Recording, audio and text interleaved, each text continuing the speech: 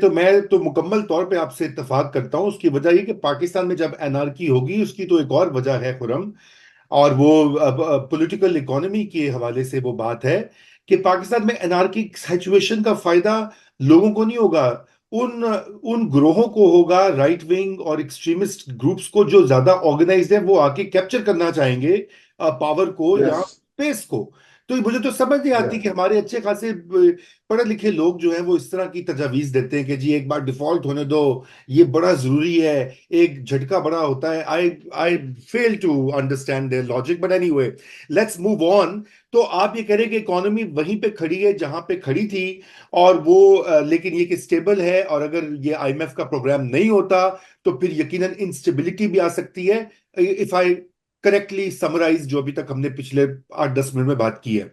अच्छा खुरम, अभी इससे आगे बढ़ते हैं, और आपके ख्याल से प्रोस्पेक्ट्स क्या हैं फॉरेन इन्वेस्टमेंट का? जो एक बहुत एसआईएफसी का एक जो पूरा स्ट्रक्चर खड़ा किया गया है, वो जारी बात है सियासी उसकी ज्यादा अहमियत है, डिलीवरी उसकी अभी तक कम है। प्राइवेटाइजेशन पीआईए की जो है वो उसमें ताखीर हुई हुई है। वहां भी सुना है कि 2-3 ग्रुप्स जो हैं उनकी तसल जारी है। एक group is backed by the Sharifs, एक इज बैक्ड बाय जरदारी साहब, एक is backed by I am sure जो उन दोनों से ताकतवर होंगे।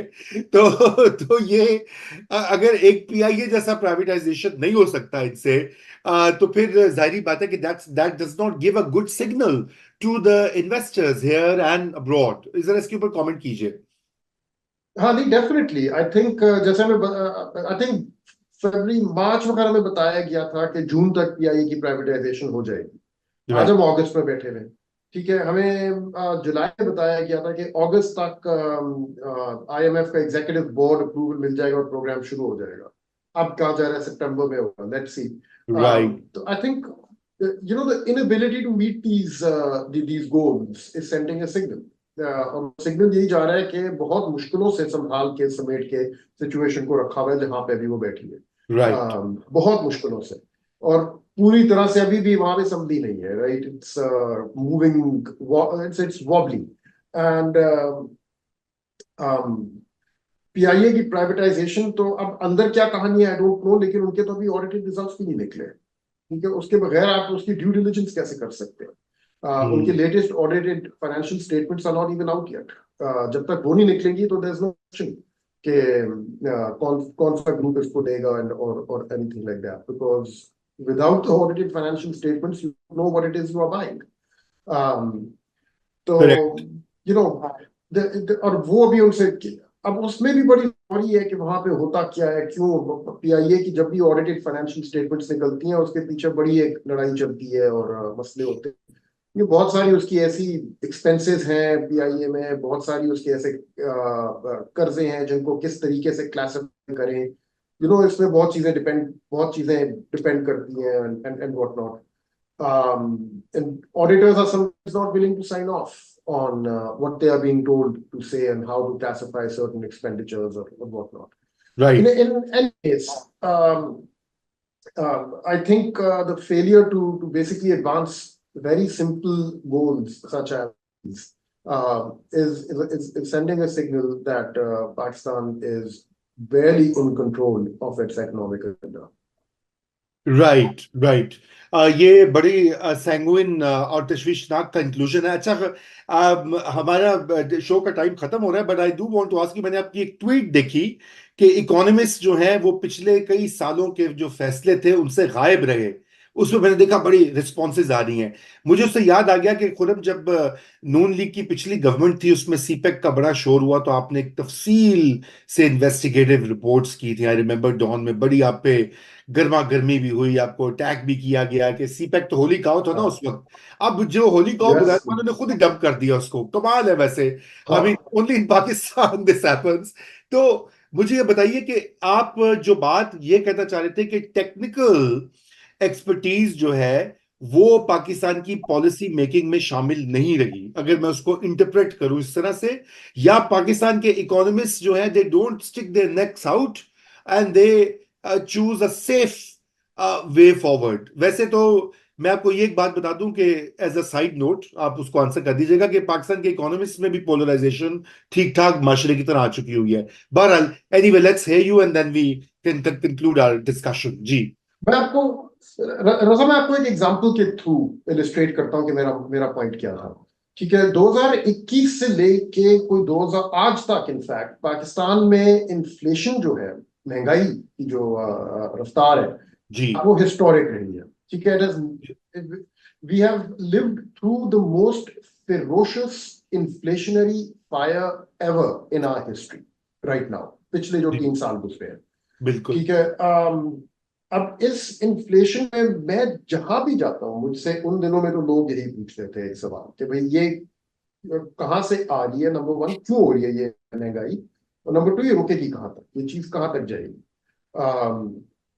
अब लोगों ने वो पूछना बंद किया और लोग वो वाला सवाल पूछते हैं जो जिससे आपने शुरू किया था कि भाई where are things standing and where are we going now, ना ओवरऑल सीन जो कितना स्टेबल है।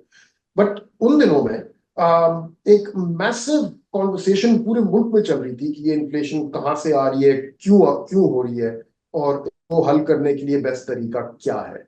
क्या इंटरेस्ट रेट्स को चढ़ाना इज द बेस्ट तरीका या समथिंग एल्स और whatever.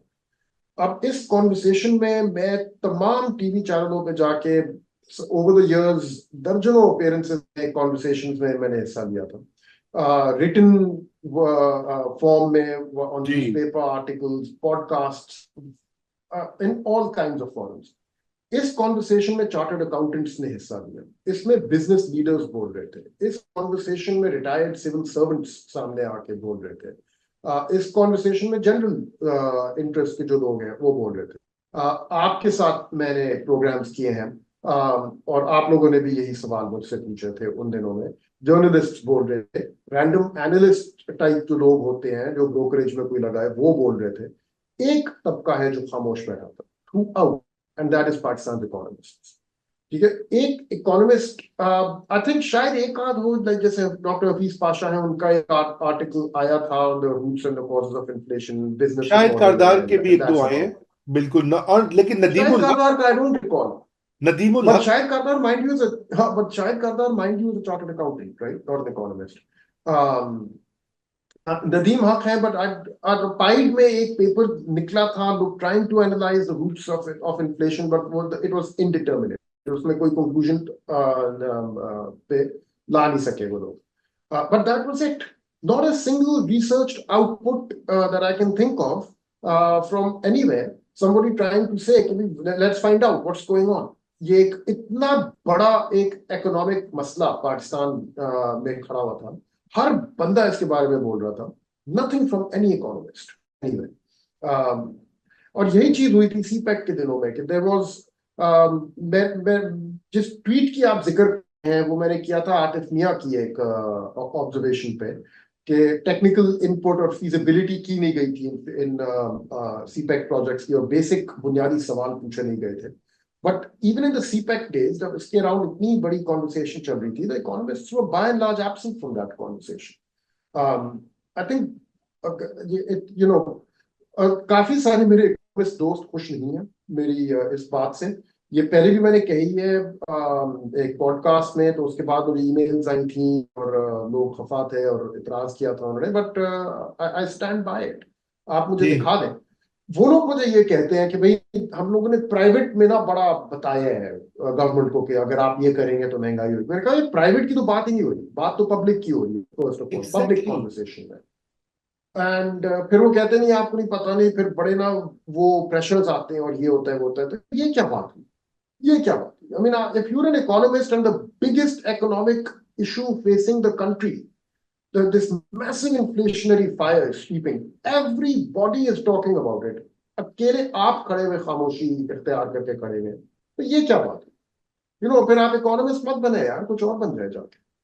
But if you're going to be an economist, speak about it, say something about economic problems, yeah, once in a while, for God's